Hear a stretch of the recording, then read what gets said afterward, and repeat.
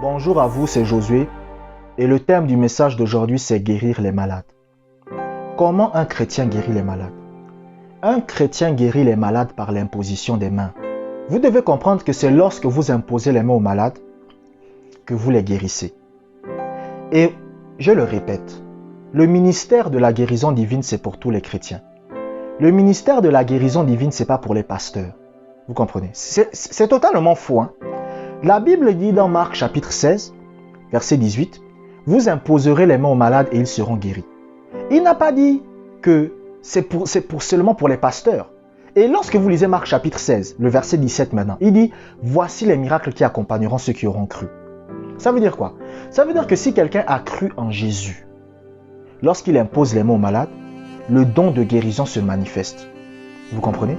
Maintenant, il peut y arriver qu'il y a des cas là où le don de guérison ne se manifeste pas. Mais ça n'empêche pas que vous devez continuer à imposer les mains aux malades. Parce que le don de guérison se développe. Vous comprenez? Ça se développe. Est-ce que vous comprenez? Donc, plus vous continuez à imposer les mains aux malades, plus vous allez voir le don de guérison se développer.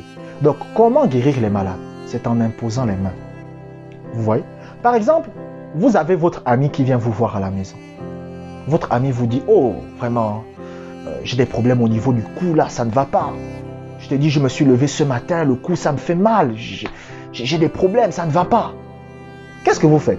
Vous dites à votre ami, « Est-ce que je peux t'imposer les mains ?» Votre ami va dire, « Bon, ok, vas-y, impose les mains. » Et vous imposez les mains. Vous priez au nom de Jésus. Et qu'est-ce qui va se passer? Il peut être guéri instantanément, comme il peut être guéri progressivement. Vous comprenez? Mais c'est comme ça qu'un chrétien guérit les malades. C'est par l'imposition des mains. C'est pour ça, lorsque vous regardez la Bible, Jésus guérissait les gens en les imposant les mains. Lisez la Bible. Vous allez remarquer que chaque fois que Jésus guérissait les gens, dans 80% des cas, c'était par l'imposition des mains qu'il le faisait. Par exemple, lorsque vous lisez la Bible vous dit que Jésus est allé à Nazareth. Et quand Jésus est allé à Nazareth, la Bible vous dit qu'il n'a pu faire aucun miracle. Mais il y avait quelques personnes qui ont cru en lui. Et Jésus les a imposé les mains et ils ont été guéris. Vous comprenez? La Bible dit même qu'un jour Jésus était dans un village et il y avait un monsieur qui était aveugle. Et qu'est-ce qui s'est passé? Les gens ont dit à Jésus, est-ce que vous comprenez? Qu'on va t'emmener un aveugle et impose-lui les mains. Pourquoi? Parce que les gens avaient compris que le don de guérison se manifeste par l'imposition des mains. Vous comprenez? C'est-à-dire lorsque vous imposez les mains aux malades, c'est là que les malades sont guéris. C'est pour ça lorsque vous lisez par exemple encore Actes des Apôtres, on va vous dire quoi? On va vous dire que Dieu faisait des miracles extraordinaires par les mains de Paul.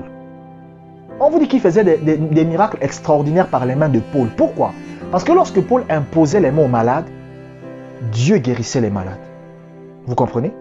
Est-ce que vous comprenez? Donc en fait, c'était l'imposition des mains de Paul qui faisait en sorte que Dieu puisse guérir les malades.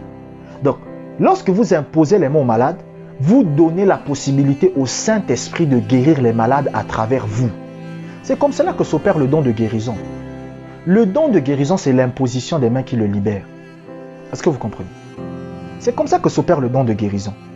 C'est pour ça que quand vous allez même voir les services de guérison, par exemple de Branham à l'époque, ou de Jack Coe, de Alonzo Allen, de Oral Roberts, c'était des gens, quand ils guérissaient les malades, ils faisaient quoi? Ils faisaient une ligne de guérison, vous comprenez?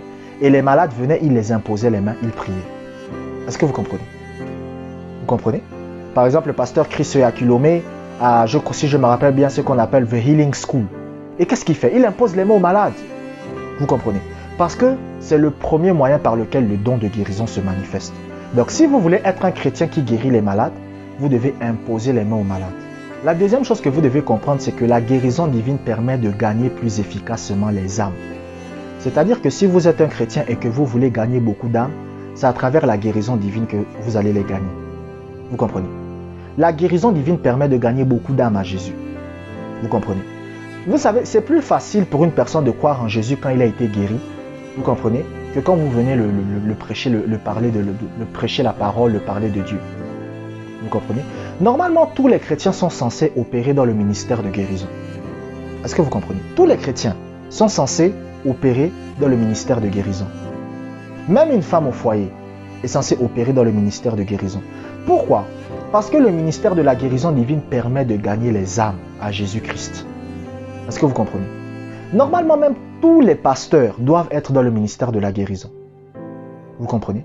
Il y a des gens qui ont laissé le ministère de la guérison. Pourquoi? Parce qu'ils ont imposé des mains aux malades. Ça n'a pas marché. Ils ont dit, bon, j'abandonne. Non. Vous comprenez? Il faut persévérer. Vous comprenez? Kenneth Hagin lui raconte que lorsqu'il a commencé, vous comprenez, son ministère de guérison, personne n'était guéri. Il a dit les 6 premiers mois, quand il a fait l'école de guérison, parce que Kenneth Hagin, il a commencé l'école de guérison dans son église, il enseignait la guérison et ensuite il imposait les mains aux malades. Les 6 premiers mois, personne n'était guéri. Personne. Et après 6 mois, il a commencé à voir des guérisons se produire, des miracles. Pourquoi? Parce qu'il a persévéré. Vous comprenez?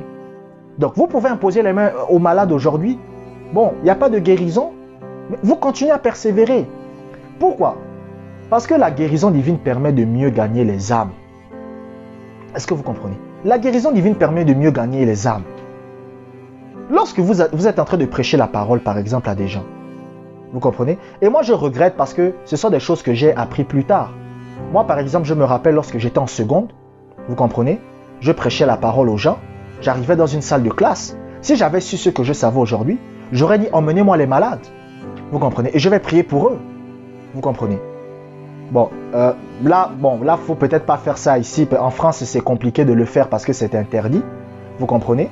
Voilà, c'est interdit. Mais par exemple, chez vous, vous pouvez le faire. Vous comprenez? Chez vous, vous pouvez le faire. S'il y a par exemple quelqu'un que vous connaissez, vous pouvez prier pour eux. Par exemple, moi, j'ai pour projet là, bientôt là, bon, le Seigneur va me mettre à cœur, je vais aller dans les hôpitaux.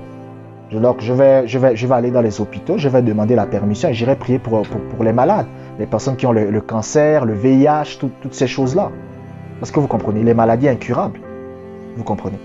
Le ministère de la guérison divine, c'est pour tout le monde. Et le ministère de la guérison divine permet de gagner des âmes à Christ. Parce que vous comprenez? Le ministère de la guérison divine peut faire en sorte, vous comprenez, que les gens donnent leur vie à Jésus plus facilement. Donc, vous avez le ministère de la guérison. Donc, vous devez commencer à imposer les mains aux malades. Je vous ai dit, la parole de Dieu est faite pour être mise en pratique. Vous comprenez? Ce n'est pas fait pour être écouté, c'est pour être mise en pratique. Donc, il faut pratiquer.